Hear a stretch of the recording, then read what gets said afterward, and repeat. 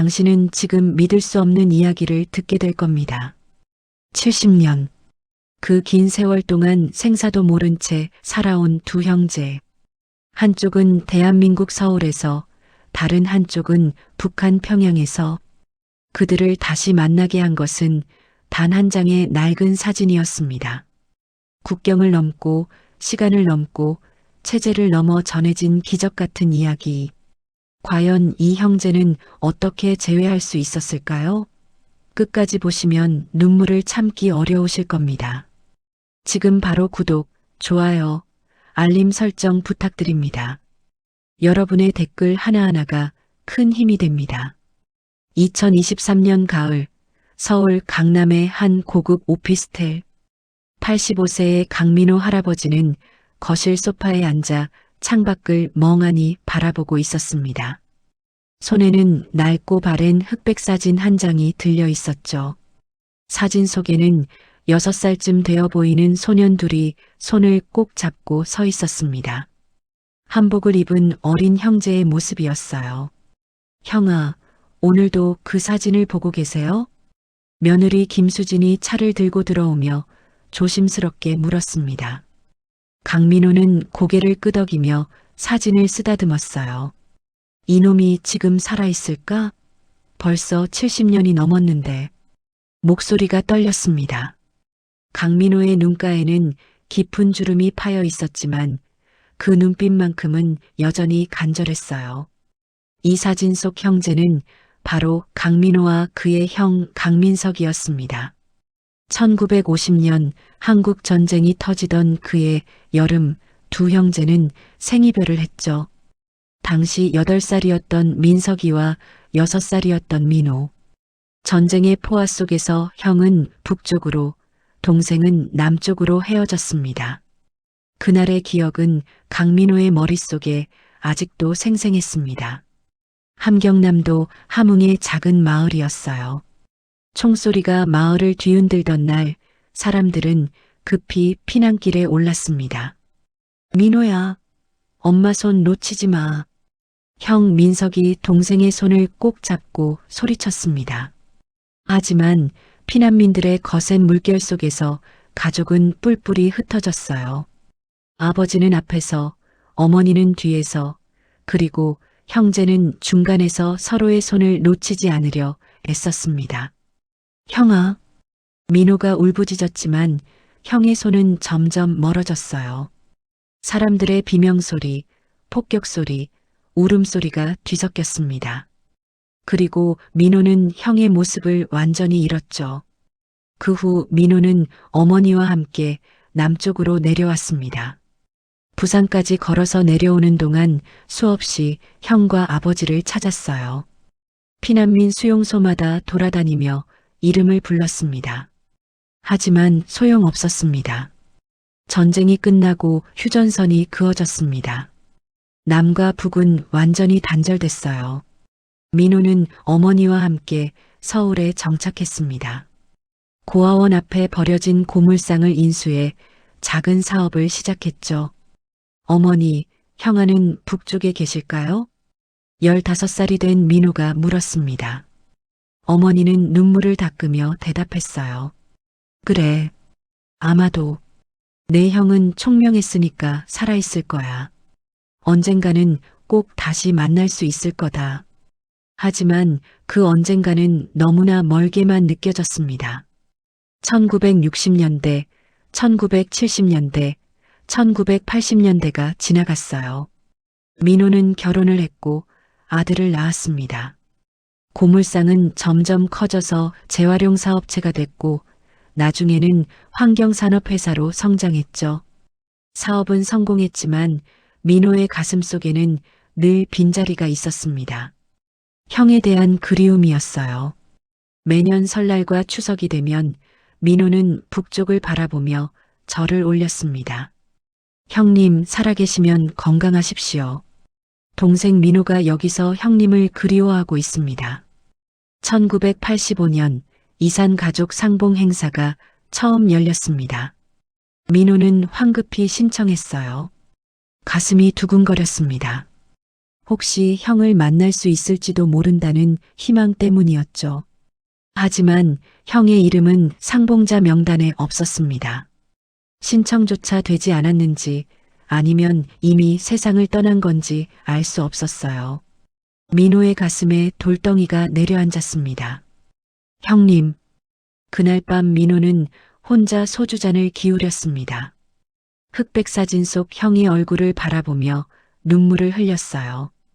그 후로도 이산가족 상봉 행사는 몇 차례 더 열렸습니다. 민호는 매번 신청했지만 결과는 같았어요. 2000년대에 들어서면서 민호는 나이가 들었습니다. 머리는 하얗게 새고 허리는 굽었어요. 손자들이 태어났고 회사는 아들에게 넘겼습니다. 이제 민호에게 남은 것은 기다림뿐이었죠. 할아버지, 북한에 계신 큰할아버지 이야기해 주세요. 초등학교 3학년인 손자 강준이가 물었습니다. 민호는 손자를 무릎에 앉히고 이야기를 시작했어요.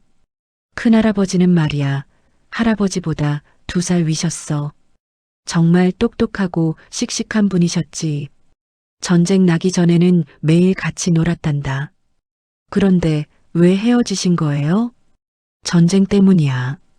전쟁이라는 게 얼마나 무서운지 아니? 가족도 뿔뿔이 흩어지게 만드는 거란다. 손자는 알 듯 모를 듯 고개를 끄덕였습니다. 민호는 손자의 머리를 쓰다듬으며 생각했어요. 이 아이가 자라서 통일된 한국을 볼 수 있을까? 그때는 형님을 찾을 수 있을까? 2015년 민호는 80세가 됐습니다. 건강은 예전 같지 않았어요. 당뇨병과 고혈압으로 약을 달고 살았습니다. 기력도 많이 떨어졌죠. 아버지, 이제 형님 생각 좀 그만하세요. 70년이 넘었잖아요. 아들 강철수가 걱정스럽게 말했습니다. 하지만 민호는 고개를 저었어요. 못 그만둬. 형님은 내 평생의 숙제야. 죽기 전에 꼭 한 번만이라도 만나고 싶구나. 그해 여름 민호는 건강이 급격히 나빠졌습니다. 병원에 입원했어요. 의사는 심장이 약해졌다고 했습니다. 가족분들 마음의 준비를 하셔야 할 것 같습니다. 의사의 말에 가족들은 충격에 빠졌습니다. 민호는 병상에 누워 천장을 바라봤어요. 이제 형을 만나지 못하고 가는 건가? 그 생각에 눈물이 흘렀습니다. 하지만 기적처럼 민호는 회복했습니다. 몇 달간의 치료 끝에 퇴원할 수 있었어요. 가족들은 기뻐했지만 민호의 마음은 여전히 무거웠습니다.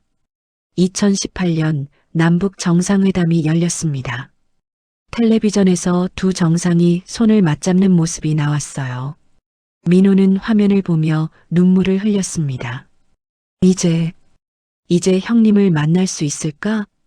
가슴속에 희망이 다시 살아났습니다. 하지만 곧 현실을 깨달았어요. 정상회담이 열렸다고 해서 이산 가족을 바로 만날 수 있는 건 아니었습니다.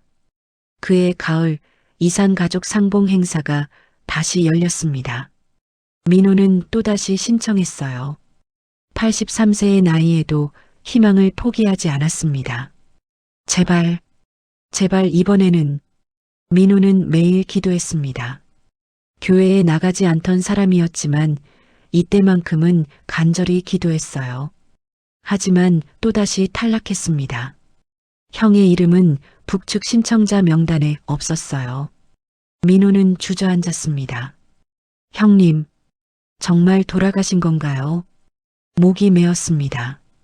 83년을 살면서 가장 슬픈 순간이었어요. 그런데 바로 그때였습니다. 2019년 봄 민호의 집에 이상한 소포가 하나 배달됐어요. 발신인은 중국 단둥의 한 무역회사였습니다. 이게 뭐지? 며느리 수진이 소포를 열었습니다.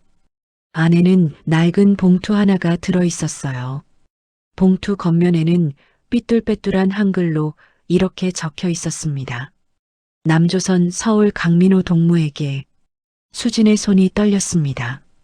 급히 민호를 불렀어요. 아버님, 빨리 오세요. 민호가 지팡이를 짚고 천천히 왔습니다.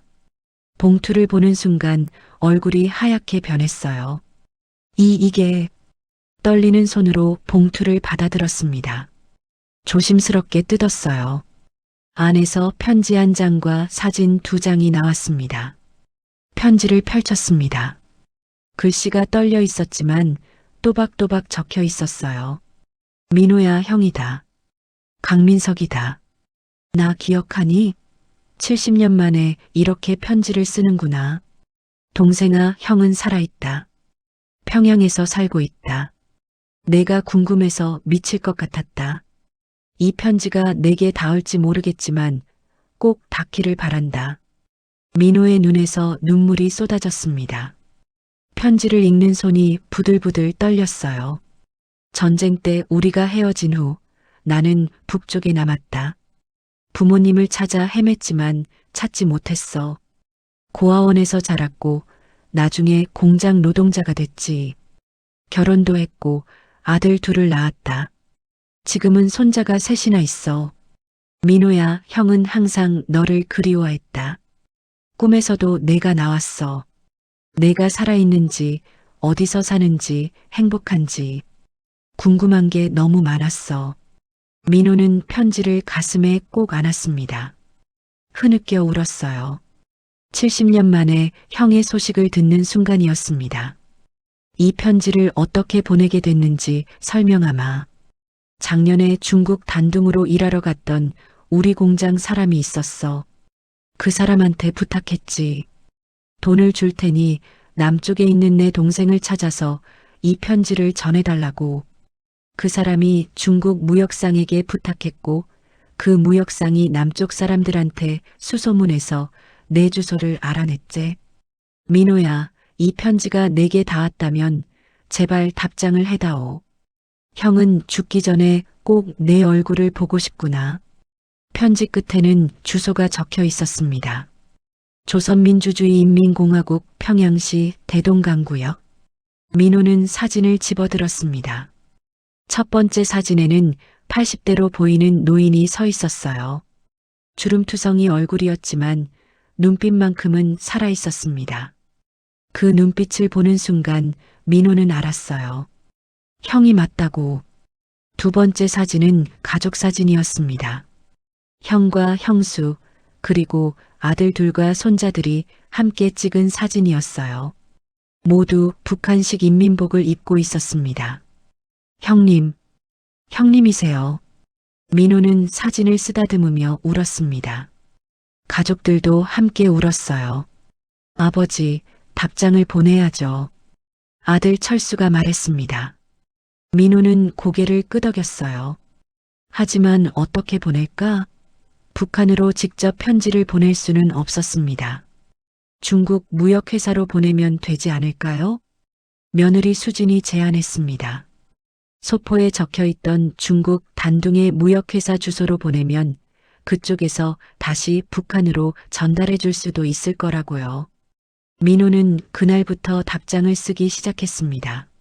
하지만 쉽지 않았어요. 70년의 세월을 어떻게 편지 한 장에 담을 수 있을까요? 손은 떨리고 눈물은 계속 흘렀습니다. 형님, 민호입니다. 편지 받았습니다. 형님이 살아계시다니 꿈만 같습니다. 저도 형님을 평생 그리워하며 살았습니다. 매일 형님 생각을 했어요. 형님과 함께 놀던 그때가 제 인생에서 가장 행복한 시간이었습니다. 민호는 천천히 펜을 움직였습니다. 한 글자 한 글자 정성스럽게 썼어요. 저는 남쪽에서 어머니와 함께 살았습니다. 어머니는 15년 전에 돌아가셨어요. 돌아가시기 전까지 형님을 그리워하셨습니다. 마지막 유언이 민석이를 찾아라였어요. 형님, 어머니가 형님을 얼마나 보고 싶어 하셨는지 모릅니다. 눈물이 편지지에 떨어졌습니다. 민호는 눈물을 닦고 계속 썼어요. 저는 결혼해서 아들을 낳았습니다. 손자도 둘 있어요. 작은 고물상에서 시작해서 이제는 제법 큰 회사를 운영하고 있습니다. 하지만 아무리 성공해도 형님이 없으니 허전했습니다. 형님, 저희 꼭 만날 수 있을까요? 죽기 전에 한 번만이라도 형님 얼굴을 보고 싶습니다. 편지를 다 쓰는데 이틀이 걸렸습니다. 민호는 자신의 최근 사진도 동봉했어요. 그리고 가족 사진도 함께 넣었습니다. 소포를 중국 단둥의 무역회사로 보냈습니다. 잘 전달될까? 형께 닿을 수 있을까? 민호는 매일 기도했어요. 2달이 지났습니다. 아무 소식이 없었어요. 민호는 불안했습니다. 혹시 소포가 중간에서 사라진 건 아닐까? 혹시 형께 전달되지 못한 건 아닐까? 석 달째 되던 어느 날 또 소포가 도착했습니다. 이번에도 중국 단둥에서 온 소포였어요. 아버님, 또 편지 왔어요. 수진이 소리쳤습니다. 민호는 급히 달려왔어요. 83세의 나이에도 그 순간만큼은 젊은이처럼 빨랐습니다. 편지를 뜯었습니다. 형의 글씨가 보였어요. 민호야, 답장 받았다. 너무 기쁘다. 내가 살아있고 건강하고 행복하다니 형은 이제 죽어도 여한이 없겠구나. 내 사진을 보니 눈물이 났어. 어린 동생이었던 내가 이제 83세 노인이 됐구나. 나도 85세가 됐어. 우리 모두 너무 늙었구나. 민호는 웃으며 울었습니다. 형도 같은 생각을 하고 있었어요. 민호야, 형은 내가 성공했다고 하니 정말 자랑스럽다. 하지만 형은 그저 내가 건강하고 행복한 게 제일 기쁘구나. 형은 평범한 노동자로 살았어. 공장에서 일하다가 은퇴했지. 가난하게 살았지만 자식들은 잘 키웠어. 큰아들은 교사가 됐고 작은아들은 의사가 됐단다. 형의 이야기가 계속 이어졌습니다. 70년 동안 북에서 어떻게 살았는지, 어떤 일이 있었는지, 가족은 어떤지. 민호야, 나도 내가 보고 싶어 미치겠다. 하지만 우리가 만날 수 있을까? 이 체제에서는 쉽지 않을 것 같구나. 그래도 이렇게 편지로나마 소식을 주고받을 수 있어서 감사하다. 앞으로도 계속 편지하자. 우리가 죽기 전까지 말이야. 민호는 그날부터 형과 편지를 주고받기 시작했습니다. 한 달에 한 번씩 중국을 통해서요. 편지가 오가는 데는 2~3달씩 걸렸지만 괜찮았습니다. 70년을 기다렸는데 2~3달쯤이야. 편지를 통해 형제는 서로의 삶을 공유했습니다. 민호는 남쪽에서의 삶을, 민석은 북쪽에서의 삶을 이야기했어요. 민호야, 여기는 어렵다. 먹고 살기가 힘들어. 하지만 우리는 그럭저럭 살고 있다. 손자들이 내 기쁨이야. 너희 손자들은 어떠니? 형님, 우리 손자들은 학교에 잘 다니고 있습니다. 큰 손자는 대학생이 됐어요. 형님 손자들도 건강하면 좋겠습니다. 이렇게 소소한 이야기들을 나눴습니다. 때로는 어린 시절 추억을 떠올리기도 했어요. 민호야, 기억나니? 우리가 함께 개울에서 물놀이 하던 거? 내가 물에 빠져서 형이 구해준 적 있잖아. 형님, 기억합니다. 그때 형님이 저를 업고 집까지 뛰어갔었죠. 어머니한테 혼날까봐 둘이 옷 말리느라 숨어 있었던 것도 기억나요. 편지를 읽을 때마다 민호는 웃고 울었습니다. 70년 전의 기억들이 생생하게 되살아났어요. 2020년 코로나19가 전 세계를 강타했습니다. 북한은 국경을 완전히 봉쇄했어요. 중국과의 무역도 중단됐습니다. 편지가 끊겼습니다. 민호는 초조했어요. 형께 무슨 일이 생긴 건 아닐까? 혹시 코로나에 걸린 건 아닐까? 민호는 매일 뉴스를 확인했습니다. 북한의 소식을 찾아봤어요. 하지만 정확한 정보를 얻기는 어려웠습니다. 1년이 지났습니다. 여전히 편지는 오지 않았어요. 민호의 건강도 나빠졌습니다. 85세의 나이는 가혹했어요. 아버지, 너무 걱정하지 마세요. 형님께서 건강하실 거예요. 아들 철수가 위로했지만 민호의 불안은 가시지 않았습니다. 2021년 여름 드디어 소포가 도착했습니다. 1년 반 만이었어요. 형님, 민호는 소포를 부둥켜 안고 울었습니다. 편지를 뜯었어요. 민호야, 형이다. 오랜만이구나. 코로나 때문에 편지를 보낼 수가 없었어. 국경이 완전히 봉쇄됐거든. 그래도 형은 건강하다. 걱정하지 마라. 너는 괜찮니? 남쪽도 코로나가 심하다고 들었는데. 민호는 안도의 한숨을 쉬었습니다. 형이 무사하다니 다행이었어요. 민호야, 형은 이제 87세가 됐다. 많이 늙었어. 기력도 예전 같지 않고. 하지만 내 편지를 기다리면서 버티고 있단다. 민호야, 우리 죽기 전에 꼭 한번 만날 수 있으면 좋겠다. 그 문장을 읽는 순간 민호의 가슴이 철렁했습니다. 형도 자신과 같은 마음이었어요. 죽기 전에 꼭 만나고 싶다는. 민호는 답장을 썼습니다. 형님, 저도 그렇습니다. 어떻게든 형님을 만나고 싶습니다. 제가 방법을 찾아보겠습니다. 꼭 만나요, 형님. 하지만 방법이 있을까요? 85세의 노인이 북한에 갈 수는 없는 일이었습니다. 그렇다고 형이 남한에 올 수도 없었어요. 민호는 여기저기 알아봤습니다. 통일부에도 문의했고 적십자사에도 연락했어요. 하지만 답은 같았습니다. 현재로서는 어렵습니다. 절망스러웠습니다. 이렇게 가까이 있으면서도 만날 수 없다니. 70년을 기다렸는데 결국 편지로만 소식을 주고받다가 끝나는 건가? 그때 며느리 수진이 한 가지 제안을 했습니다. 아버님, 제3국에서 만나시면 어떨까요? 제3국? 네. 중국이나 다른 나라요. 북한 사람들도 중국에 일하러 가잖아요. 혹시 형님께서 중국에 나올 수 있다면. 민호의 눈이 반짝였습니다. 그거였어요. 왜 생각하지 못했을까? 민호는 급히 형에게 편지를 썼습니다.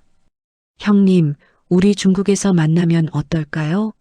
형님이 중국에 나올 수 있다면 저도 중국으로 가겠습니다. 제발 방법을 찾아보세요. 2달 후 답장이 왔습니다. 민호야, 형도 그 생각을 했었어. 하지만 쉽지 않을 것 같구나. 여기서는 함부로 중국에 나갈 수 없거든. 특별한 이유가 있어야 해. 형은 그냥 평범한 은퇴 노동자일 뿐이야. 공식적으로 중국에 갈 이유가 없어. 민호는 실망했습니다. 하지만 포기하지 않았어요. 형님, 그래도 방법을 찾아보세요. 저는 기다리고 있겠습니다.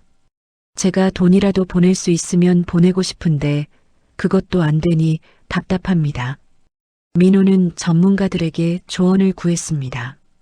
탈북자 출신 목사님도 만났어요. 회장님, 쉽지 않은 일입니다. 북에서 합법적으로 나오려면 정부의 허가가 필요해요. 그리고 그런 허가를 받기는 하늘의 별 따기죠. 그럼 방법이 없단 말입니까? 글쎄요. 만약 형님께서 해외 친척 방문 같은 명목으로 신청하신다면 가능성이 조금은 있을지도 모릅니다. 하지만 그것도 상부의 허가가 있어야 하고. 민호는 그 말에 희망을 걸었습니다. 형에게 편지를 썼어요. 형님, 해외 친척 방문으로 중국 나올 수 있는지 알아보세요. 저도 이쪽에서 할 수 있는 모든 방법을 동원하겠습니다. 하지만 북한의 현실은 냉혹했습니다. 다음 편지에서 형이 답했어요. 민호야, 신청해봤는데 거절당했어. 남조선에 가족이 있다는 것 자체가 문제라는구나. 오히려 의심만 받았어. 미안하다, 동생아. 민호는 주저앉았습니다. 이렇게 끝나는 건가? 평생을 기다렸는데 결국 만나지도 못하고. 2022년 민호는 86세가 됐습니다. 건강이 급격히 나빠졌어요. 병원에 입원했습니다. 할아버지, 힘내세요. 손자 강준이 병상 옆에서 할아버지 손을 잡았습니다. 이제 대학생이 된 준이었어요. 준아, 민호가 약한 목소리로 말했습니다. 할아버지가 죽으면 큰할아버지께 편지 좀 써줄 수 있겠니? 할아버지, 무슨 말씀을 그렇게 하세요? 안 돌아가세요. 아니다. 할아버지 나이가 얼만데 언제 갈지 모르지. 그러니까 약속해라. 큰할아버지께 계속 편지하겠다고. 준이는 눈물을 닦으며 고개를 끄덕였습니다. 네, 할아버지. 약속할게요.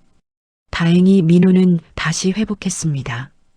퇴원해서 집으로 돌아왔어요. 하지만 이제 거동이 불편했습니다. 휠체어를 타야 했어요. 그해 가을 또 형의 편지가 왔습니다. 민호야, 형도 이제 건강이 안 좋다. 아마 우리 서로 얼굴 보기는 어려울 것 같구나. 하지만 괜찮아. 이렇게 편지로라도 소식 나누고 살았으니 형은 행복했어. 민호야, 너는 어머니 곁에 묻힐 거지? 형은 여기 평양 교회 묘지에 묻힐 거야. 우리 육신은 떨어져 있어도 마음만은 함께 있자. 민호는 편지를 읽으며 울었습니다. 이제 정말 끝인가? 이대로 만나지 못하고 죽는 건가? 그때였습니다. 손자 준이가 찾아왔어요. 할아버지, 제가 방법을 찾았어요. 응? 무슨 방법? 제가 중국에 유학 가면 어떨까요? 그리고 중국에서 큰할아버지를 만날 수 있도록 알아보는 거예요. 민호의 눈이 커졌습니다. 내가? 네. 저 어차피 중국어 전공이잖아요. 중국 유학 생각하고 있었어요. 단둥에 있는 대학교로 가면 북한이랑 가까우니까 혹시 방법이 있을지도 몰라요. 민호는 손자의 손을 꼭 잡았습니다. 준아, 정말 그렇게 해줄 수 있겠니? 네, 할아버지. 제가 꼭 큰할아버지를 찾아볼게요. 2023년 초 준이는 중국 단둥으로 유학을 떠났습니다. 단둥은 북한과 국경을 맞대고 있는 도시였어요. 압록강 너머로 북한이 보이는 곳이었습니다. 준이는 단둥에서 여러 사람을 만났습니다. 북한과 교역하는 무역상들, 조선족들, 탈북자들, 큰할아버지를 만날 수 있는 방법을 찾아 헤맸어요. 북한 사람을 중국으로 불러내는 건 정말 어려운 일입니다. 한 무역상이 말했습니다. 하지만 불가능한 건 아니에요. 돈이 많이 들고 위험하고 시간이 오래 걸리지만요.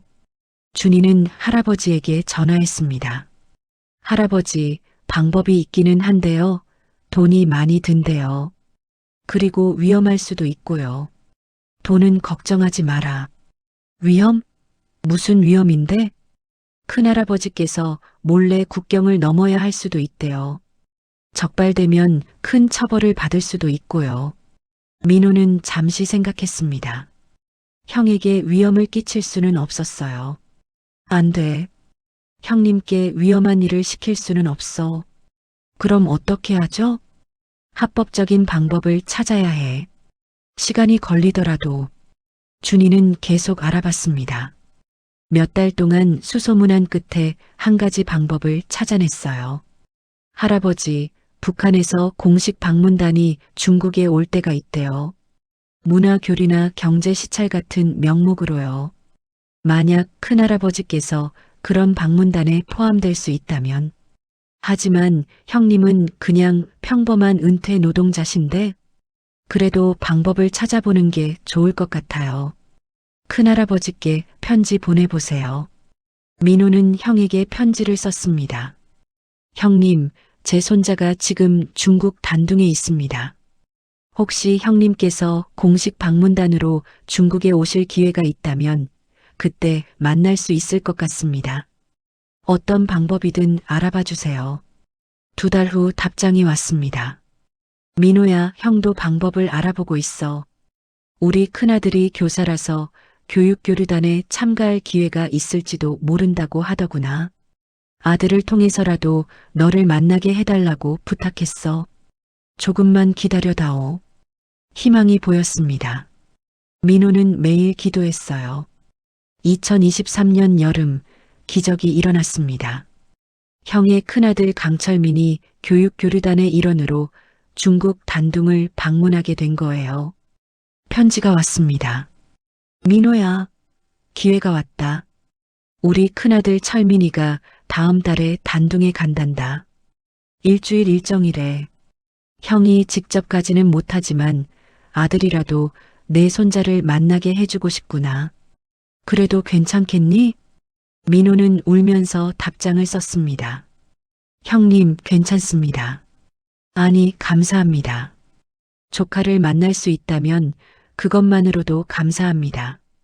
제 손자 준이가 만날 준비를 하겠습니다. 준이도 흥분했습니다. 드디어 북쪽의 가족을 만나는 거예요. 할아버지, 제가 큰할아버지 아들분을 만나면 뭐라고 전해드릴까요? 형님께, 민호는 목이 메었습니다. 사랑한다고 전해다오. 평생 그리워했다고. 그리고 다음 생에는 꼭 함께 태어나자고. 2023년 8월, 드디어 그날이 왔습니다. 북한 교육교류단이 단둥에 도착했어요. 강철민도 그 안에 있었습니다. 준이는 호텔 로비에서 기다렸습니다. 가슴이 두근거렸어요. 잠시 후 한 무역상이 북한 사람 한 명을 데리고 왔습니다. 이분이 강철민 선생님이십니다. 50대 중반으로 보이는 남자였습니다. 인민복을 입고 있었어요. 얼굴은 여위였지만 눈빛만큼은 또렷했습니다. 당신이 강준 학생입니까? 철민이 조심스럽게 물었습니다. 목소리가 떨렸어요. 네, 저입니다. 강민호 할아버지의 손자입니다. 그 말에 철민의 눈에 눈물이 고였습니다. 아버지, 동생분의 손자. 두 사람은 호텔 카페로 자리를 옮겼습니다. 준이는 가방에서 두터운 봉투를 꺼냈어요. 이건 할아버지께서 보내신 겁니다. 봉투 안에는 편지와 사진들이 가득 들어 있었습니다. 민호의 최근 사진, 가족 사진들, 그리고 긴 편지. 철민은 떨리는 손으로 사진들을 하나하나 들여다봤습니다. 이분이 작은 할아버지시군요. 사진 속 민호는 휠체어에 앉아 있었습니다. 86세의 나이에 걸맞게 많이 늙어 있었어요. 하지만 웃고 있었습니다. 편지를 읽었습니다. 철민의 눈에서 눈물이 흘렀어요. 작은 할아버지께서 이렇게 아버지를 그리워하셨구나. 준이도 눈물을 닦았습니다. 큰할아버지는 어떠세요? 아버지도 많이 편찮으십니다. 올해 89세이시거든요. 하지만 작은 할아버지 이야기만 나오면 눈빛이 살아나세요. 철민은 가방에서 뭔가를 꺼냈습니다. 작은 보따리였어요. 이건 아버지께서 보내시는 겁니다. 보따리를 풀었습니다. 안에는 낡은 사진 한 장과 편지, 그리고 작은 헝겊 조각이 들어 있었어요. 사진을 보는 순간 준이는 숨이 멎는 것 같았습니다. 바로 할아버지가 가지고 있던 그 사진과 똑같은 사진이었어요. 6살과 8살의 두 형제가 손을 잡고 서 있는 사진. 이건 아버지께서 평생 간직하신 사진입니다. 전쟁 나기 전에 찍은 거라고 하시더군요. 작은 할아버지도 같은 사진을 가지고 계시죠? 네. 할아버지께서 평생 보물처럼 간직하신 사진이에요. 두 사람은 한참 동안 말없이 앉아 있었습니다. 강준 학생. 네. 제가 오늘 이렇게 나올 수 있었던 건 아버지께서 평생 모은 돈을 다 쓰셨기 때문입니다. 네. 북에서 이런 방문단에 포함되려면 여러 가지가 필요합니다. 돈도 들고 연줄도 있어야 하고 아버지께서 평생 모은 돈을 다 쓰셨어요. 작은 할아버지의 소식을 전하기 위해서 준이의 눈에서 눈물이 쏟아졌습니다. 제발 작은 할아버지께 전해주세요. 아버지께서 작은 할아버지를 얼마나 사랑하시는지 죽어서라도 꼭 만나자고 하셨어요. 철민도 울었습니다. 두 사람은 한참 동안 서로를 위로했어요. 그날 준이는 철민에게 할아버지의 이야기를 들려줬습니다. 남에서 어떻게 살았는지, 어떻게 가족을 그리워했는지, 철민도 북에서의 이야기를 들려줬어요. 할아버지 민석이 어떻게 살았는지, 얼마나 동생을 그리워했는지, 아버지는 매년 동생 생일이면 혼자 눈물을 흘리셨어요. 우리 어머니 말씀으로는 밤마다 동생 꿈을 꾸셨다고 합니다. 우리 할아버지도 똑같으세요. 명절 때마다 북쪽을 향해 절을 하셨어요. 두 사람은 3시간 동안 이야기를 나눴습니다. 70년간 끊어졌던 가족의 이야기가 이어지는 순간이었어요. 헤어질 시간이 됐습니다. 철민은 준이의 손을 꼭 잡았습니다.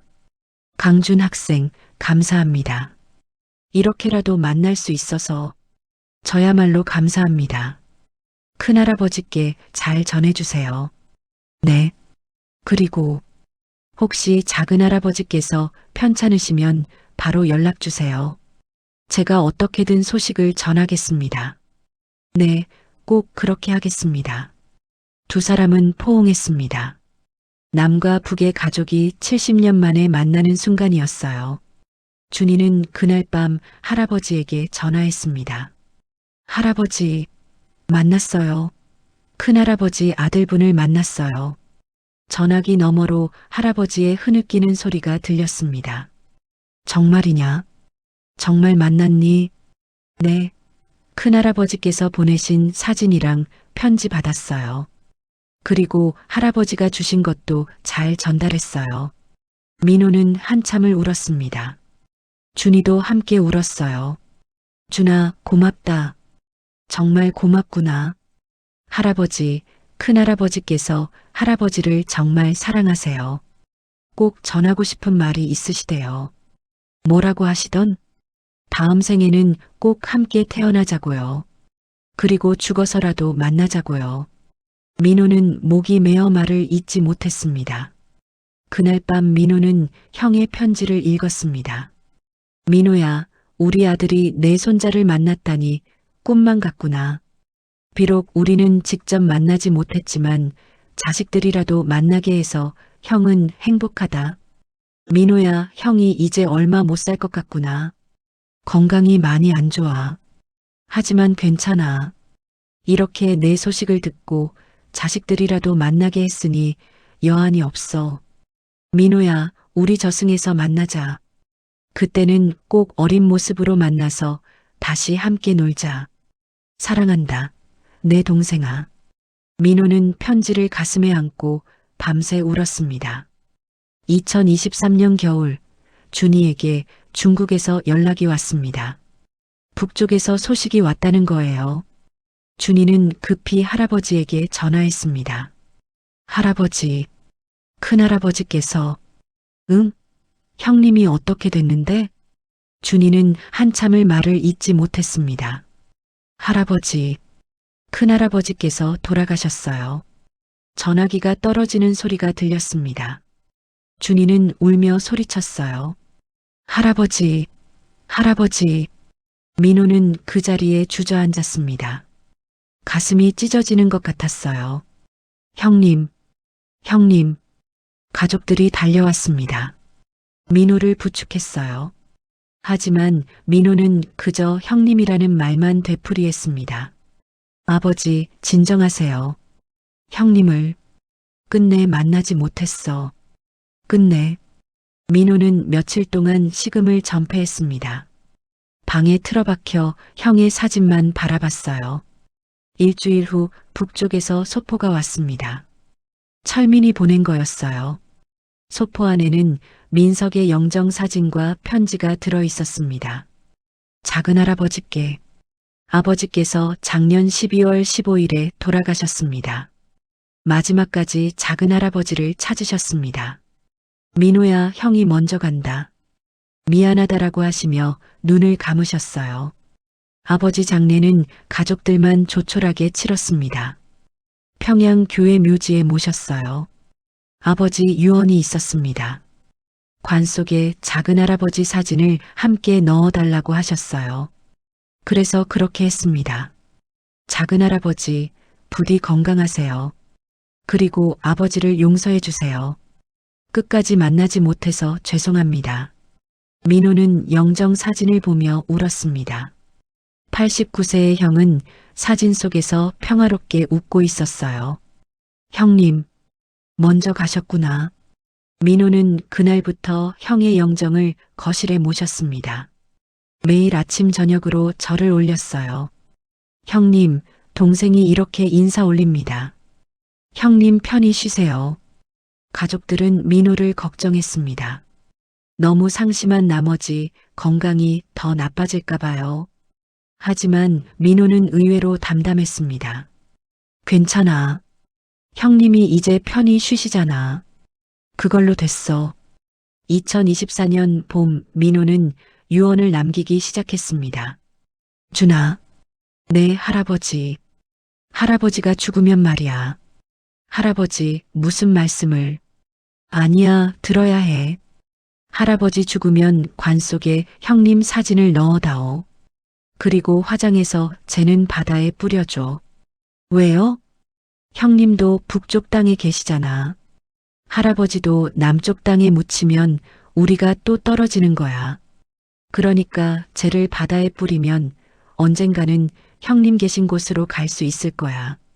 준이는 눈물을 닦으며 고개를 끄덕였습니다. 네, 할아버지. 꼭 그렇게 할게요. 민호는 또 하나의 유언을 남겼습니다. 그리고 북쪽의 철민에게 연락해라.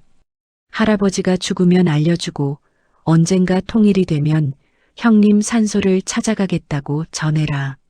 네, 할아버지. 2024년 여름 민호의 건강이 다시 악화됐습니다. 병원에 입원했어요. 의사는 이번에는 어렵다고 했습니다. 가족들이 병상을 지켰습니다. 민호는 의식이 흐릿한 가운데서도 형을 불렀어요. 형님, 형님, 아버지, 정신 차리세요. 형님, 동생이 이제 갑니다. 조금만 기다리세요. 2024년 8월 15일 광복절, 민호는 조용히 숨을 거뒀습니다. 87세의 나이였어요. 장례는 조촐하게 치러졌습니다. 민호의 유언대로 화장을 했어요. 관 속에는 형 민석의 사진과 70년 전 두 형제가 함께 찍은 그 사진이 함께 들어갔습니다. 준이는 약속대로 중국의 철민에게 연락했습니다. 큰아버지, 할아버지께서 돌아가셨습니다. 전화기 너머로 철민의 흐느끼는 소리가 들렸습니다. 작은 할아버지께서 이제 아버지를 만나러 가셨군요. 네.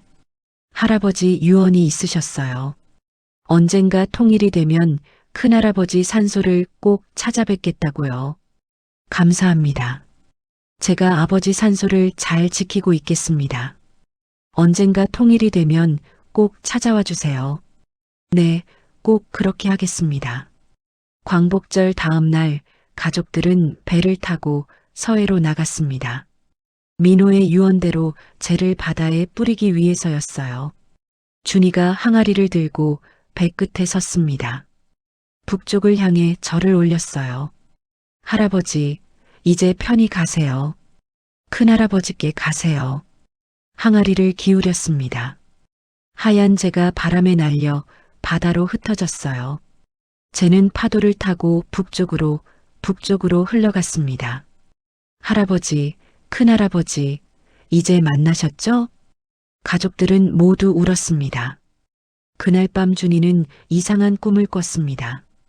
꿈속에서 두 소년이 손을 잡고 뛰어가고 있었어요. 6살과 8살쯤 되어 보이는 형제였습니다. 형아, 빨리 와. 그래, 간다. 두 형제는 해변에서 신나게 놀고 있었습니다. 모래성을 쌓고 파도를 피하며 웃었어요. 민호야, 우리 다시는 헤어지지 말자. 응, 형아. 이제 영원히 같이 있자. 준이는 꿈에서 깨어나 눈물을 닦았습니다. 할아버지와 큰할아버지가 저승에서 다시 만났구나. 그 생각에 마음이 따뜻해졌어요. 2025년 준이는 대학을 졸업했습니다. 졸업 후 통일부에 입사했어요. 너는 왜 통일부에 가려고 하니? 아버지가 물었습니다. 준이는 할아버지 사진을 보며 대답했어요. 할아버지의 유언을 이루고 싶어요. 통일이 되면 큰할아버지 산소를 찾아가겠다고 약속했잖아요. 그래, 좋은 생각이다. 준이는 통일부에서 남북교류 업무를 담당하게 됐습니다. 이산 가족 문제를 연구하고 남북 대화를 준비하는 일이었어요. 일하면서 준이는 수많은 이산 가족의 사연을 접했습니다. 할아버지처럼 평생을 기다리다 만나지 못하고 돌아가신 분들이 얼마나 많은지 알게 됐어요. 이분들을 위해서라도 통일은 꼭 이뤄져야 해. 준이는 다짐했습니다. 2026년 어느 날 준이는 북쪽의 철민에게 편지를 썼습니다. 여전히 중국을 통해서였어요. 큰아버지께 저는 이제 통일부에서 일하고 있습니다. 남북 교류를 담당하고 있어요. 언젠가는 꼭 통일이 될 겁니다. 그때 저는 큰할아버지 산소를 찾아뵙겠습니다. 그게 할아버지와의 약속이니까요. 큰아버지도 건강하세요. 2달 후 답장이 왔습니다. 준이에게 고맙다. 내 할아버지와 우리 아버지의 이야기를 잊지 않아줘서 나도 아버지 산소를 잘 지키고 있마. 통일이 되면 꼭 와다오. 우리 두 집안이 다시 만나는 날을 기다리겠다. 준이는 편지를 소중히 간직했습니다. 그리고 매일 일하면서 생각했어요. 언젠가는 꼭 통일이 될 거야. 그때 할아버지들의 소원을 이뤄드릴 거야. 2030년 준이는 결혼을 했습니다. 아내 지연이도 통일부에서 일하는 동료였어요. 당신 할아버지 이야기 들으면 항상 눈물이 나. 지연이가 말했습니다. 우리 아이가 태어나면 할아버지 이야기를 꼭 들려줄 거야. 그래서 통일이 얼마나 중요한지 알려주고 싶어. 준이는 아내의 손을 꼭 잡았습니다. 2031년 준이에게 아들이 태어났습니다. 이름을 민석이라고 지었어요. 큰할아버지의 이름이었습니다. 할아버지, 증손자가 태어났어요. 이름이 민석이에요. 큰할아버지 이름을 이어받았어요. 준이는 할아버지 산소 앞에서 보고했습니다. 할아버지, 꼭 통일을 이루겠습니다. 그래서 증손자를 데리고 북쪽의 큰할아버지 산소를 찾아뵙겠습니다. 준이는 일하는 내내 그 약속을 잊지 않았습니다. 남북 대화가 열릴 때마다 최선을 다했어요. 이산 가족 문제를 해결하기 위해 노력했습니다. 세월이 흘렀습니다. 2035년, 2040년, 2045년. 준이는 중년이 됐고 아들 민석이는 청년이 됐어요. 하지만 통일은 아직 이루어지지 않았습니다. 아빠, 우리 진짜 통일을 볼 수 있을까요? 민석이가 물었습니다. 준이는 북쪽을 바라보며 대답했어요. 글쎄, 하지만 포기하면 안 돼. 증조할아버지께서 70년을 기다리셨잖아. 우리도 계속 노력해야 해. 2050년 준이는 70세가 됐습니다. 통일부에서 은퇴했어요. 하지만 여전히 통일을 위한 시민운동을 계속했습니다. 어느 날 준이는 아들을 불렀습니다. 민석아, 네 아버지. 아버지가 이제 늙어서 언제 죽을지 모르겠구나. 아버지, 무슨 말씀을. 아니야, 들어야 해. 아버지가 죽어도 증조할아버지와의 약속은 꼭 지켜야 한다. 통일이 되면 북쪽의 고조할아버지 산소를 찾아가야 해. 네, 아버지. 꼭 그렇게 하겠습니다. 준이는 중국의 철민에게 마지막 편지를 썼습니다. 철민도 이제 80대가 됐어요. 큰아버지께 저도 이제 늙었습니다. 통일을 보지 못하고 갈 것 같아 죄송합니다. 하지만 제 아들이 약속을 이어갈 겁니다. 큰아버지도 자녀분들에게 부탁해 주세요. 우리 두 집안이 다시 만날 수 있게. 답장이 왔습니다. 준이에게 나도 이제 늙었다. 하지만 괜찮다. 우리 아버지들처럼 꿈을 꾸마. 언젠가 우리 자손들이 만나서 함께 절을 올리는 꿈을. 그때까지 아버지 산소를 잘 지키고 있겠다. 2055년 기적이 일어났습니다. 남북 정상이 만나 통일협정에 서명한 거예요. 아버지, 통일이 됐어요. 통일이. 민석이가 울며 소리쳤습니다. 준이는 텔레비전 앞에서 눈물을 흘렸어요. 할아버지, 드디어 통일은 단계적으로 이루어졌습니다. 먼저 왕래가 자유로워졌어요. 이산 가족들이 서로를 찾기 시작했습니다. 민석이는 북쪽으로 올라갔습니다. 평양의 철민을 만나기 위해서였어요.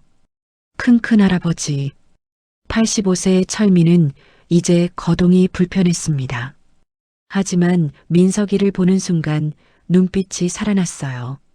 내가 민호 할아버지의 증손자구나. 네, 만나 뵙게 되어 영광입니다. 철민은 민석이의 손을 꼭 잡았습니다. 고맙다. 우리 집안을 잊지 않아줘서. 고조 할아버지 산소를 찾아뵙고 싶습니다. 그래, 가자. 내가 안내하마. 다음 날 민석이는 철민과 함께 평양 교회의 묘지로 갔습니다. 철민의 자녀들도 함께였어요. 묘지는 조용한 언덕에 있었습니다. 소나무가 둘러싼 평화로운 곳이었어요. 여기가 아버지 산소다. 철민이 가리킨 곳에 작은 비석이 서 있었습니다. 강민석 지묘. 민석이는 무릎을 꿇었습니다. 그리고 깊이 절을 올렸어요. 고조 할아버지, 증손자 민석이 인사드립니다. 늦게 찾아뵈어 죄송합니다. 눈물이 땅에 떨어졌습니다. 고조 할아버지, 증조 할아버지께서 평생 고조 할아버지를 그리워하셨습니다. 지금 저승에서 함께 계시죠? 민석이는 가방에서 뭔가를 꺼냈습니다. 70년 전 두 형제가 함께 찍은 그 사진이었어요. 이 사진을 가져왔습니다. 증조 할아버지께서 평생 간직하신 사진이에요. 사진을 비석 앞에 놓았습니다. 철민도 무릎을 꿇고 절을 올렸어요. 아버지, 작은 할아버지 집안에서 왔습니다. 이제 두 분 다 만나셨죠? 두 집안 사람들은 함께 울었습니다. 70년, 아니 그 이상의 세월을 넘어서 드디어 다시 만난 순간이었어요. 그날 저녁 두 집안은 함께 식사를 했습니다. 남쪽과 북쪽의 가족이 한 상에 앉은 거예요. 아버지께서 생전에 이 날을 보셨더라면 얼마나 좋았을까. 철민이 말했습니다. 증조 할아버지께서도 그러셨을 거예요. 민석이가 대답했습니다. 하지만 괜찮아요. 두 분 다 저승에서 함께 계시니까요. 모두가 고개를 끄덕였습니다. 식사 후 철민이 민석이에게 낡은 상자를 건넸습니다. 이건 아버지께서 남기신 유품이다. 내가 가져가줘. 상자를 열었습니다. 안에는 편지들이 가득 들어 있었어요. 민호가 보낸 모든 편지였습니다. 아버지께서 한 통 한 통 다 보관하셨어. 이게 아버지의 보물이었지. 민석이는 편지들을 조심스럽게 만졌습니다. 잘 간직하겠습니다. 다음 날 민석이는 서울로 돌아왔습니다. 준이에게 모든 이야기를 했어요. 아버지, 다녀왔습니다. 큰할아버지 산소에 다녀왔어요. 준이는 눈물을 흘렸습니다. 고맙다, 아들아. 내가 할아버지와의 약속을 지켜줬구나. 아버지, 이제 할아버지들도 편히 쉬실 수 있을 것 같아요. 준이는 고개를 끄덕였습니다. 그날 밤 준이는 할아버지 산소를 찾았습니다. 바다에 뿌린 재였지만 기념비가 세워져 있었어요. 할아버지, 손자가 약속을 지켰습니다. 북쪽의 형님 산소를 찾아뵈었습니다. 바람이 불어왔습니다. 마치 할아버지의 대답 같았어요. 할아버지, 이제 통일이 됐습니다. 형님을 만나러 가셔도 됩니다. 준이는 한참을 산소 앞에 앉아 있었습니다. 2056년 통일 1주년 기념식이 열렸습니다. 민석이는 가족들과 함께 참석했어요. 기념식에서 이산 가족 2세, 3세들의 이야기가 소개됐습니다. 그 중에는 민석이의 이야기도 있었어요. 70년 만에 다시 이어진 형제의 사랑. 그 사랑은 자손들로 이어져 마침내 통일을 보게 됐습니다. 사회자의 목소리에 많은 사람들이 눈물을 흘렸습니다. 기념식이 끝난 후 민석이는 아들을 불렀습니다. 이제 5살이 된 아들 준호였어요. 준호야. 네, 아빠. 증조할아버지 이야기 기억하니? 네. 북쪽에 계셨던 고조할아버지랑 헤어져서 슬펐던 할아버지요. 그래. 그분들 덕분에 우리가 지금 통일된 나라에서 살고 있는 거야. 아빠, 그럼 우리는 이제 헤어지지 않아도 돼요? 그래. 이제는 아무도 헤어지지 않아. 민석이는 아들을 안았습니다. 그날 밤 민석이는 이상한 꿈을 꿨습니다. 할아버지 준이가 했던 것과 똑같은 꿈이었어요. 두 소년이 해변에서 놀고 있었습니다. 6살과 8살쯤 되는 형제였어요. 형아, 우리 이제 헤어지지 않아도 되지? 응, 민호야. 이제 영원히 함께야. 두 형제는 손을 꼭 잡고 웃었습니다. 민석이는 꿈에서 깨어나 창밖을 바라봤습니다. 밤하늘에 별이 반짝이고 있었어요. 고조할아버지, 증조할아버지, 이제 편히 쉬세요. 우리가 통일을 지켜나가겠습니다. 민석이는 마음속으로 약속했습니다. 2060년 통일 5주년이 됐습니다. 이제 남과 북의 구분은 거의 사라졌어요. 사람들은 자유롭게 왕래하며 살았습니다. 민석이는 평양에 사는 철민의 손자와 사업을 함께 하게 됐습니다. 두 집안은 다시 하나가 된 거예요. 우리 할아버지들이 보시면 좋아하셨을 텐데. 철민의 손자가 말했습니다. 그러게요. 70년을 기다리신 보람이 있네요. 두 사람은 웃으며 악수를 나눴습니다.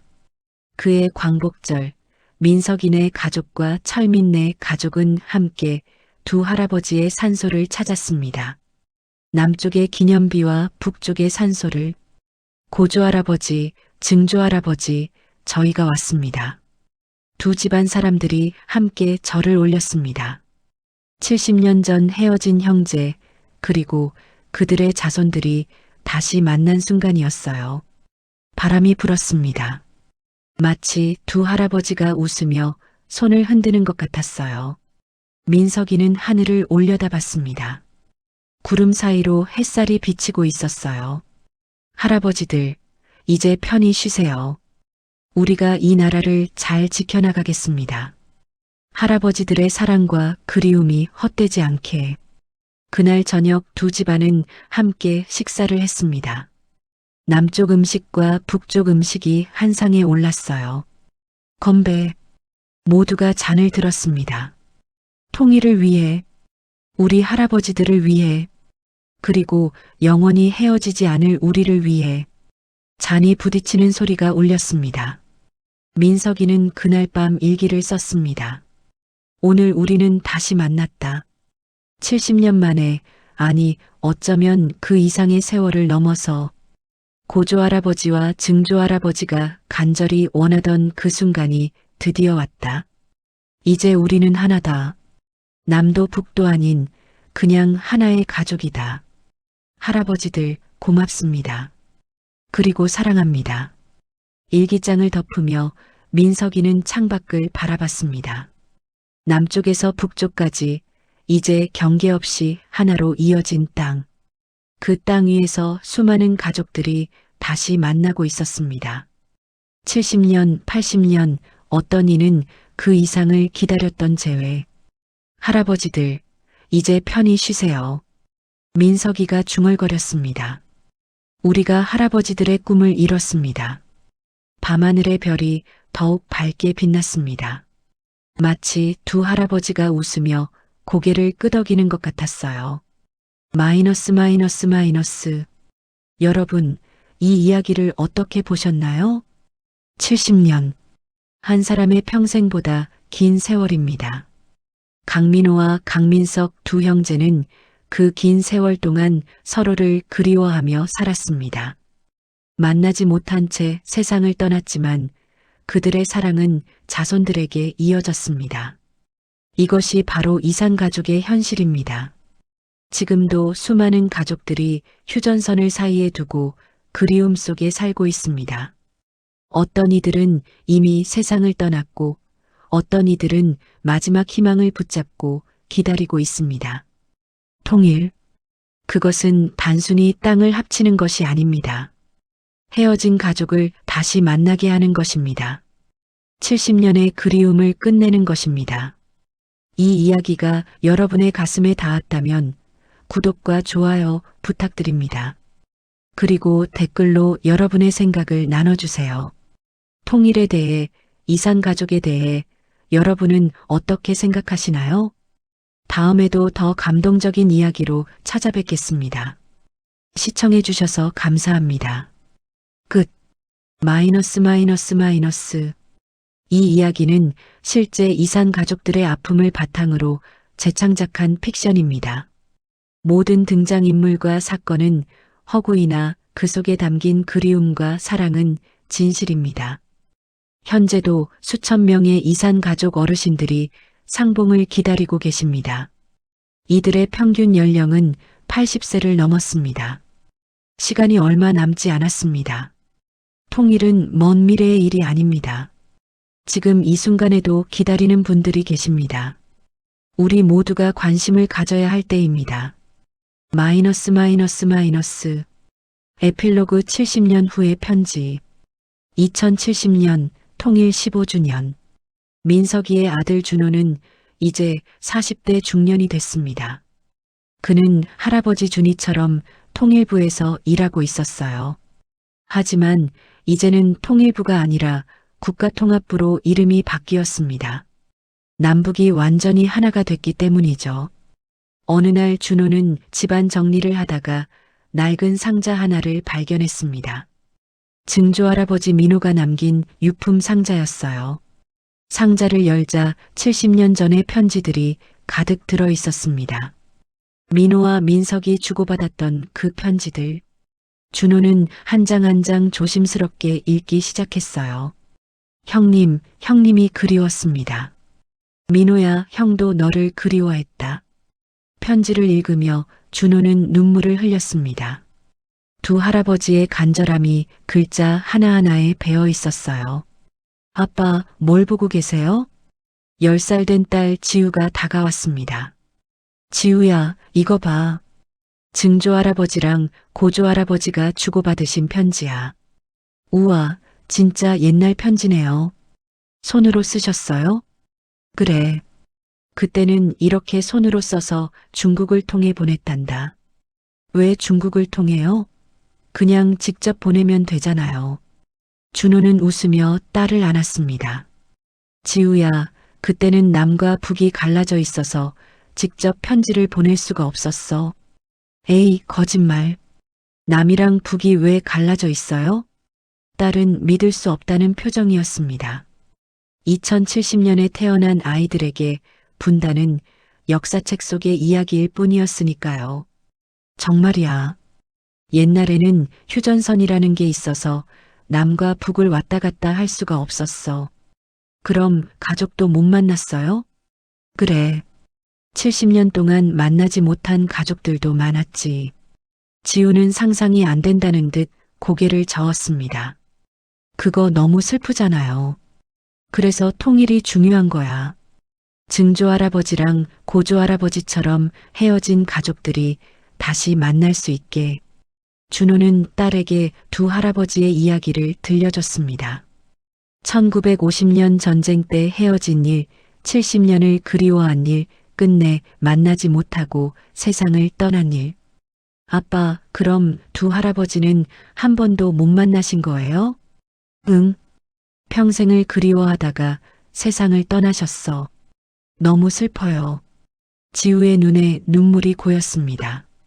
하지만 지우야, 두 할아버지 덕분에 우리가 지금 이렇게 통일된 나라에서 살 수 있는 거야. 두 분의 그리움이 우리에게 통일의 소중함을 가르쳐 주신 거지. 준호는 편지들을 정리하며 생각했습니다.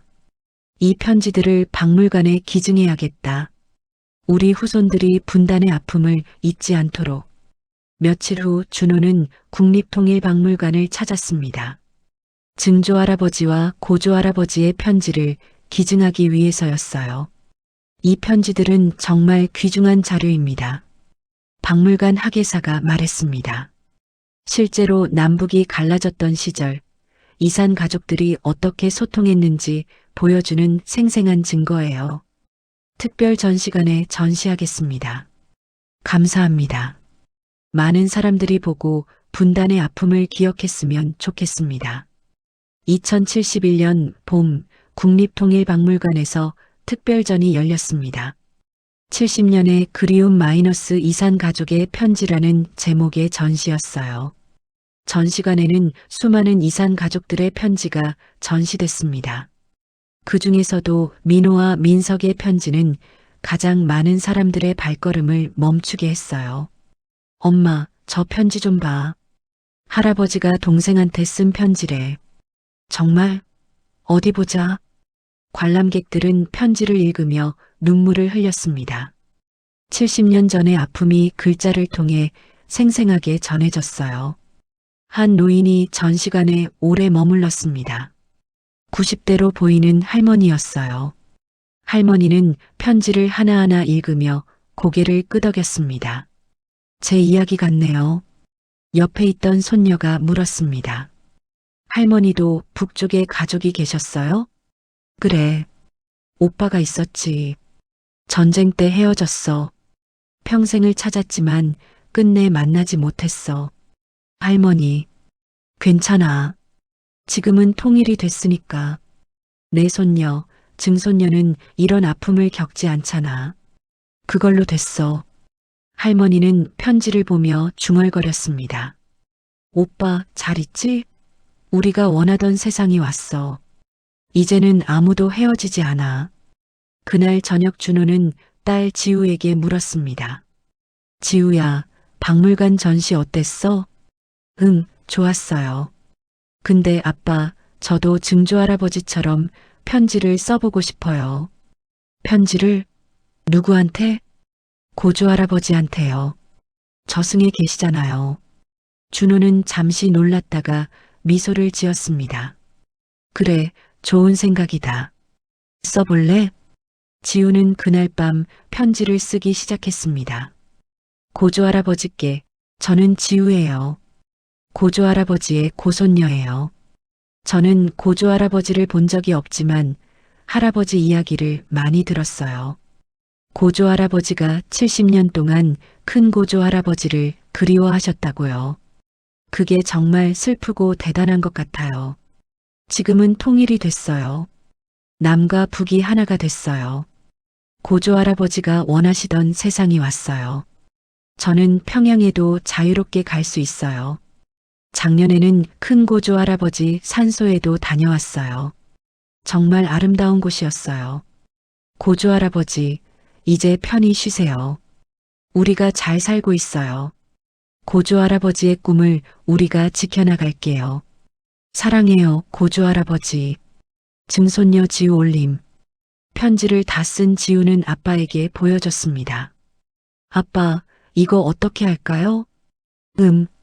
증조할아버지 기념비 앞에 놓고 올까? 네. 다음 주말 준호네 가족은 증조할아버지 민호의 기념비를 찾았습니다. 바다가 보이는 언덕에 세워진 기념비였어요. 지우는 편지를 기념비 앞에 놓았습니다. 고조할아버지, 편지 드려요. 잘 읽어주세요. 바람이 불어왔습니다. 편지가 바람에 살짝 날렸다가 다시 제자리로 돌아왔어요. 아빠, 고조할아버지가 답장 주신 것 같아요. 그래. 뭐라고 하시던? 고맙다고요. 그리고 잘 살라고요. 준호는 딸을 안으며 하늘을 올려다봤습니다. 증조할아버지, 고조할아버지, 보고 계시죠? 우리가 두 분의 꿈을 이뤘어요. 이제 편히 쉬세요. 그날 저녁 준호는 일기를 썼습니다. 오늘 딸이 고조할아버지께 편지를 썼다. 한 번도 만난 적 없는 할아버지에게. 하지만 아이는 할아버지를 사랑하고 있었다. 이야기를 통해, 기억을 통해 전해진 사랑.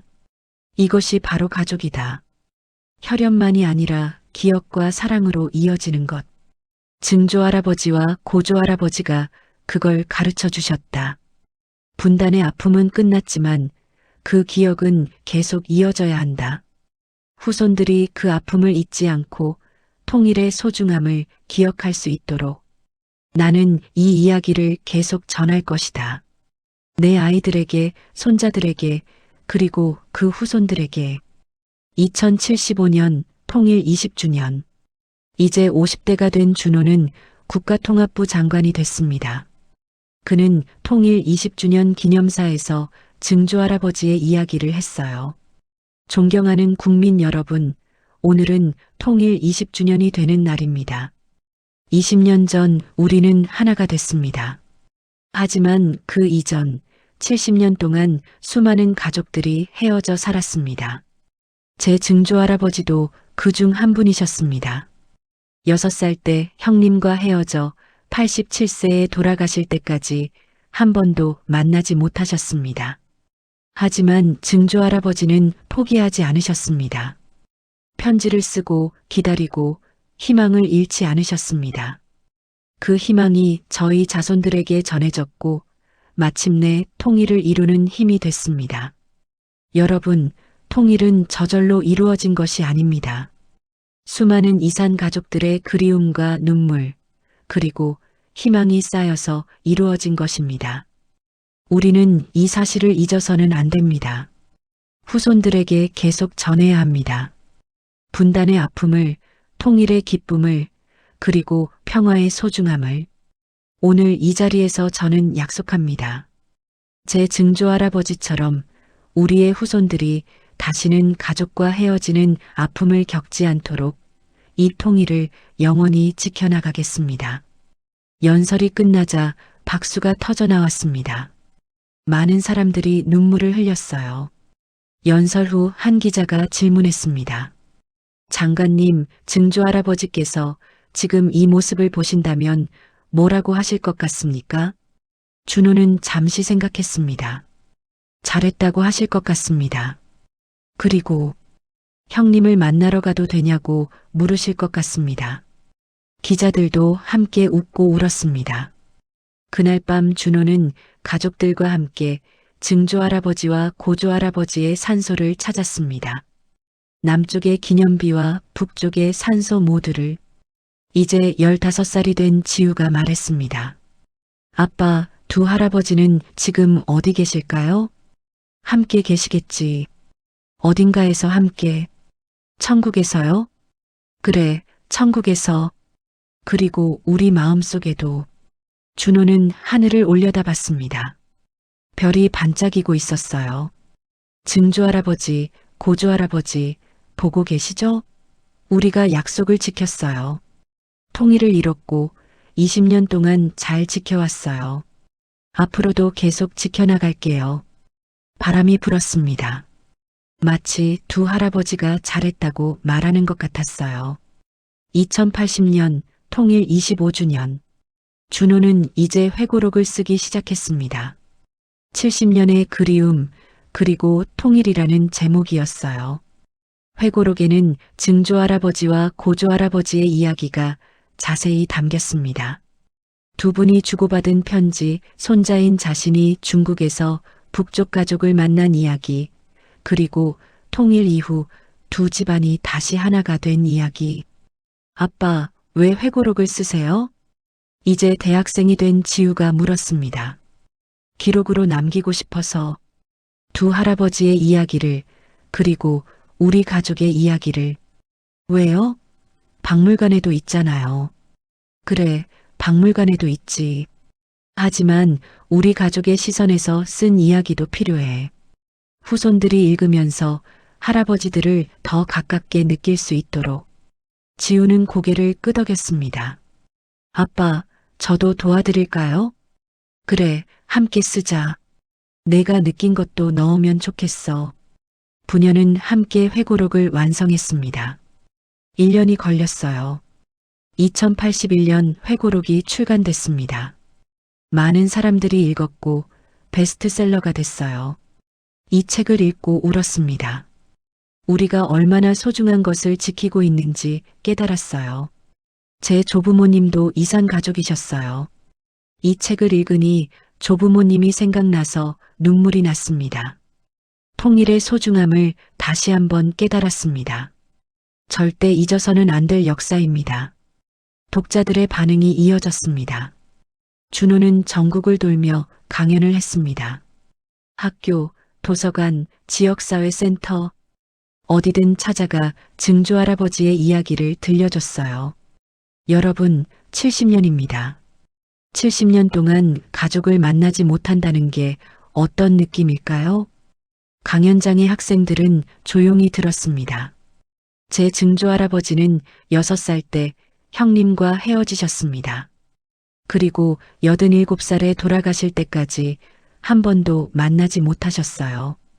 여러분이 6살부터 87살까지 가족을 못 만난다고 상상해 보세요. 학생들의 표정이 굳어졌습니다. 하지만 증조할아버지는 희망을 잃지 않으셨습니다. 그 희망이 우리에게 전해졌고 결국 통일을 이뤘습니다. 여러분도 이 희망을 이어가 주세요. 통일을 지켜주세요. 강연이 끝날 때마다 많은 학생들이 다가와 인사했습니다. 선생님, 저도 통일을 지키는데 도움이 되고 싶어요. 어떻게 하면 될까요? 준호는 웃으며 대답했습니다. 일단 기억하세요. 분단의 아픔을.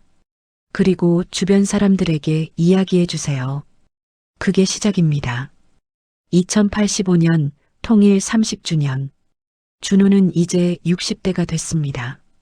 국가통합부 장관에서 은퇴하고 이산가족기념재단을 설립했어요. 재단은 이산가족의 이야기를 수집하고 보존하는 일을 했습니다. 그리고 학교에 교육 프로그램을 제공했어요. 할아버지, 재단 일은 어때요? 이제 20살이 된 지우가 물었습니다. 대학에서 역사를 전공하고 있었어요. 보람있지. 많은 분들의 이야기를 들을 수 있어서 저도 나중에 할아버지처럼 이 일을 하고 싶어요. 그래, 정말? 네. 증조할아버지와 고조할아버지의 이야기를 제가 이어받고 싶어요. 준호는 손녀를 꼭 안았습니다. 고맙다, 지우야. 할아버지가 정말 자랑스럽구나. 2090년 통일 35주년. 65세가 된 준호는 건강이 예전 같지 않았습니다. 하지만 여전히 재단 일을 계속했어요. 어느 날 지우가 찾아왔습니다. 이제 대학을 졸업하고 재단에서 일하고 있었어요. 할아버지, 제가 새로운 프로젝트를 제안하고 싶어요. 어떤 프로젝트? 편지 쓰기 캠페인이에요. 학생들이 이산가족 할아버지 할머니들께 편지를 쓰는 거예요. 비록 많은 분들이 돌아가셨지만 편지를 통해 기억하고 추모하는 거죠. 준호는 눈을 반짝였습니다. 좋은 생각이다. 증조할아버지처럼. 네, 증조할아버지께서 고조할아버지께 편지를 쓰신 것처럼요. 프로젝트는 대성공이었습니다. 전국의 수만 명 학생들이 참여했어요. 이산가족 할아버지 할머니들께 편지를 썼습니다. 할아버지, 저는 할아버지를 본 적이 없지만 할아버지의 이야기를 들었어요. 얼마나 힘드셨을까요? 이제 편히 쉬세요. 할머니가 70년을 기다리신 덕분에 우리가 통일된 나라에서 살고 있어요. 감사합니다. 편지들은 국립통일박물관에 전시됐습니다. 후손들이 쓰는 감사의 편지라는 제목으로요. 많은 사람들이 전시를 보며 눈물을 흘렸습니다. 2095년 통일 40주년. 준호는 70세가 됐습니다. 건강이 많이 나빠져서 요양원에 입원했어요. 지우가 매일 찾아왔습니다. 이제 30세가 된 지우는 결혼해서 아들을 낳았어요. 이름을 민호라고 지었습니다. 증조할아버지의 이름이었어요. 할아버지, 증손자 보러 오셨어요. 지우가 아기를 안고 왔습니다. 오, 민호야. 준호가 떨리는 손으로 아기를 쓰다듬었습니다. 증조할아버지 이름을 물려받았구나. 네. 할아버지의 이야기가 계속 이어지길 바라면서요. 준호는 눈물을 흘렸습니다. 고맙다, 지우야. 할아버지는 정말 행복하다. 며칠 후 준호는 가족들을 불렀습니다. 내가 이제 얼마 못 살 것 같구나. 할아버지, 그런 말씀 마세요. 아니야, 괜찮아. 할아버지는 할 일을 다 했어. 증조할아버지의 이야기를 지켰고, 통일을 지켜왔고, 너희들에게 그 이야기를 전했어. 이제 할아버지는 증조할아버지를 만나러 갈 때가 된 것 같아. 지우는 눈물을 흘렸습니다. 지우야, 울지 마. 할아버지는 행복해. 증조할아버지와 고조할아버지가 지켜보고 계실 거야. 네, 할아버지. 그리고 이제 내가 이 이야기를 지켜야 해. 너희 아들 민호에게 그리고 그 후손들에게 계속 전해야 해. 네, 꼭 그렇게 할게요. 준호는 미소를 지었습니다. 고맙다. 할아버지는 정말 자랑스럽다. 2096년 봄, 준호는 조용히 눈을 감았습니다. 71세의 나이였어요. 장례는 조촐하게 치러졌습니다. 준호의 유언대로 화장을 했어요. 그리고 쟤는 바다에 뿌렸습니다. 증조할아버지 민호처럼. 할아버지, 이제 증조할아버지와 고조할아버지를 만나세요. 지우가 쟤를 뿌리며 말했습니다. 쟤는 바람을 타고 바다로 흩어졌습니다. 북쪽을 향해, 북쪽을 향해. 그날 밤 지우는 꿈을 꿨습니다. 세 사람이 해변에서 걷고 있었습니다. 민호, 민석, 그리고 준호.